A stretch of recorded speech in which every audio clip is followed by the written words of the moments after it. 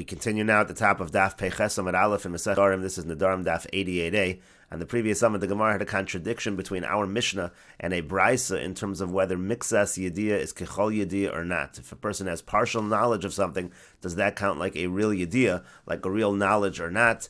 And the Gemara answers as follows. Amar Rava, Rava says, Hacha mein yoni dekra, v'hacha mein yoni dekra. It all depends on the context of the pasuk. Here it has to do with the context of the pasuk, and over here it has to do with the context of the pasuk. And the Gemara now explains specifically with regards to the issue of a blind person going to Golus if he kills unintentionally. Rabbi Yehuda Savar, Rabbi Yehuda holds, Gabe Rotseach Ksiv, when we're talking about the person who kills unintentionally, the pasuk says as follows, Vasher Yavo Esreyehu Bayar, it says that the person comes upon the other individual by yar in the forest. Kol dvar me'el liyar means to say anyway that he comes upon him in the forest. That's what the pasuk is saying in any situation. The summa nami bar me'el liyarhu, and the summa also, a blind person also, can go into a forest.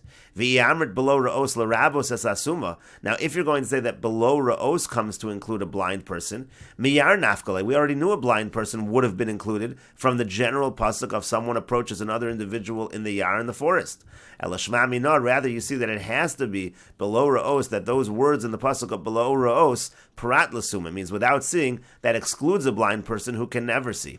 Rabbi Meir Savar, but Rabbi Meir holds as follows. Ksiv bivli das, it says bivli das, kol dvar meida, it says anybody who is able to have that knowledge. V'suma lav var meidahu, but a summa, a blind person, doesn't have that knowledge, he cannot see, he's not able to know what surrounds him. V'yamrit below ra'os prat l'suma, now if you said below ra'os is excluding the summa, mibli das nafka, that's already learned from mibli das, that already excludes the summa. Mibli das nafkale, that already excludes the summa, the blind person.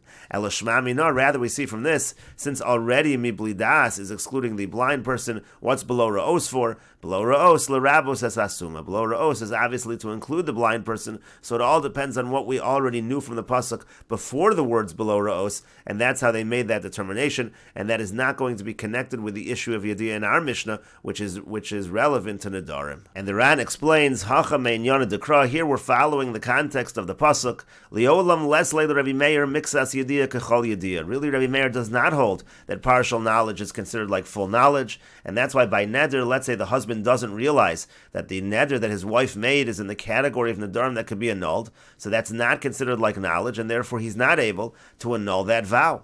V'shani hacha, but it's different over here when we're talking about killing unintentionally. Gabe summa shaharag b'shogeg, by a blind person who kills unintentionally, the Rav Yakra, here the pasuk includes, so why should it be that the pasuk is coming for an inclusion if we're really saying lesla yediyah, that he does not really, it's not considered that he had yediyah? And the answer is as follows. Below ra'os prat l'suma, really technically speaking, below ra'os really should be an exclusion of a blind person who does not have that knowledge. Demashma she'eno roa kan, avol roa b'makam acher, because below ra'os sounds like it's saying, in this situation it was unintentional, in this situation he wasn't able to see, but in general he's able to see. That those are the only people that are chayiv to go to Galus. But a blind person who lacks that knowledge, who cannot see in other situations, in all situations the blind person cannot see, so therefore really he should have been excluded. V'suma lav bar meidahu, but the reason over here why he's included is because we already have another exclusion, because the summa doesn't have that knowledge. She'enu yachol leidau l'chavin makam chaveiro mamish, he can't really know exactly where his friend is.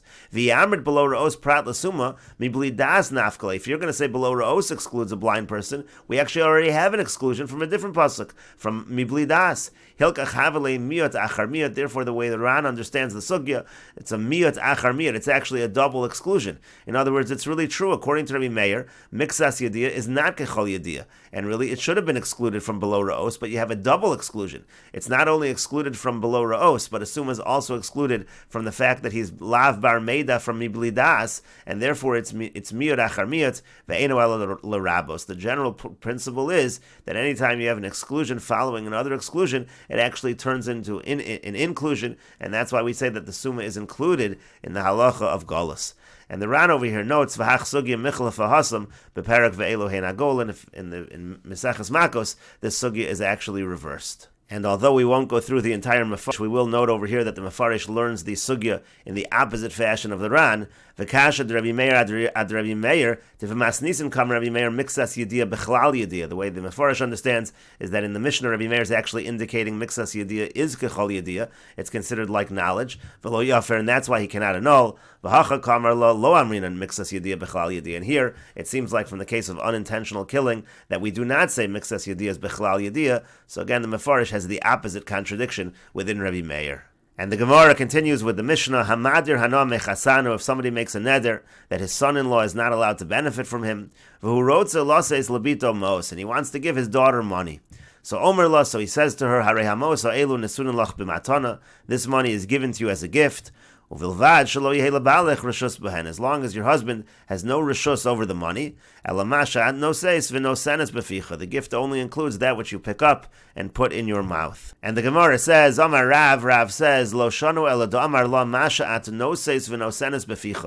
only works if he actually says to her that the gift includes only that which you pick up and put in your mouth.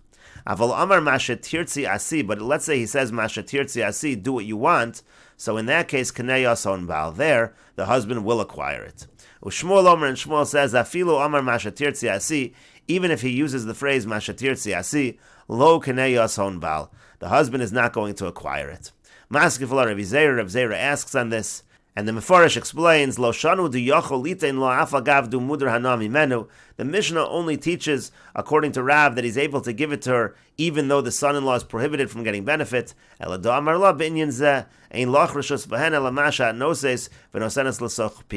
to say to his daughter that you, my daughter, do not have permission except that which you pick up and put in your mouth.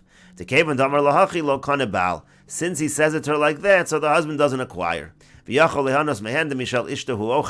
in that situation, the husband will even be able to benefit from that which was given, because he's really consuming what belongs to his wife. He's not taking from his father-in-law.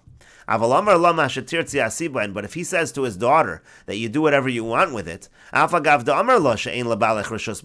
even if he says that your husband doesn't have rishus,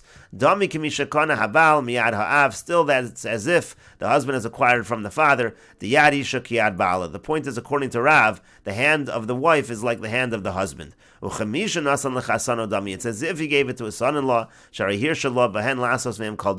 because he gave his wife permission he gave his daughter permission to do whatever she wanted. And in that case, the husband would be prohibited, because it's as if he's giving it to the husband, and there was a situation of mudar hana. Shmuel says, even if the father says to his daughter, do what you want, still that's not considered like giving it to the husband, because Shmuel